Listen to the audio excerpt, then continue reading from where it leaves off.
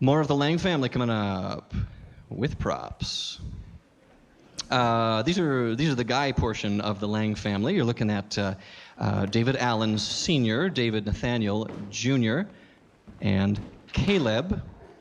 You had to be in uniforms, didn't you? These Lang guys have a deep love of reading, writing, and cheesy British accents, all culminating in their favorite Monty Python sketch. No, not the Dead Parrot sketch. That's your favorite Monty Python sketch. And that was last year.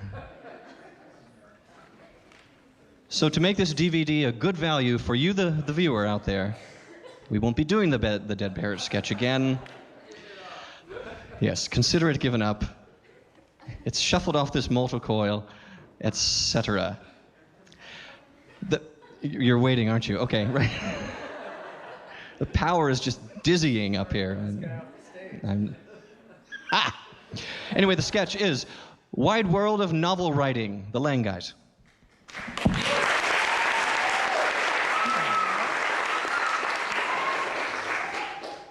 And now it's time for novel writing, which today comes from the West Country of Dorset. Hello and welcome to Dorchester, where a very good crowd has turned out to watch local boy Thomas Hardy write his new novel, The Return of the Native, on this very pleasant July morning. This will be his 11th novel and the 5th of the very popular Wessex novels, and here he comes. Here comes Hardy, walking out toward his desk. He looks confident, he looks relaxed, very much the man in form, as he acknowledges this very good-natured bank holiday crowd.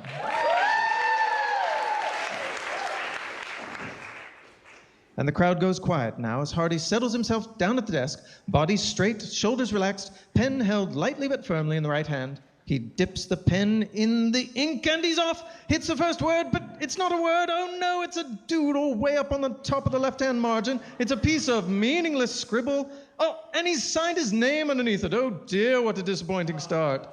But he's off again, and here he goes, the first word of Thomas Hardy's new novel at 10:35 on this very lovely morning. It's 3 letters, it's the definite article, and it's the Dennis.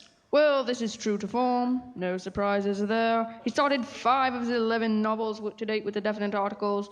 We've had 2 of them with it. There's been 1 but, 2 ats, 1 on, and a Dolores. Oh, that of course was never published. I'm sorry to interrupt you there, Dennis, but he's crossed it out. Thomas Hardy, here on the first day of his new novel, has crossed out the only word he's written so far, and he's gazing off into space. Oh dear, he's signed his name again. It looks like Tessa the D'Urbervilles all over again. But he's down again and writing, Dennis. He's writing the again. He's crossed it out again and has written a. And there's a second word coming up straight away, and it's sat. A sat. Doesn't make sense. A Saturday. It's a Saturday, and the crowd are loving it. They are really enjoying this novel. And it's afternoon, a Saturday afternoon, a confident beginning, and he's straight on to the next word. It's in. A Saturday afternoon, November. November's spelt wrong. He's left out the second E, but he's not going back. It looks as if he's going for the sentence. And it's the first verb coming up. It's the first verb of the novel, and it's was. And the crowd are going wild. A Saturday afternoon in November was, and a long word here. Is it approval? No, it's approaching. Approaching. A Saturday afternoon in November was approaching, and he's done the definite article, the, again. And he's writing fluently, easily, with flowing strokes of the pen as he comes up to the middle of this first sentence. And with this 11th novel well underway, and the prospects of a good day's writing ahead, back to the studio.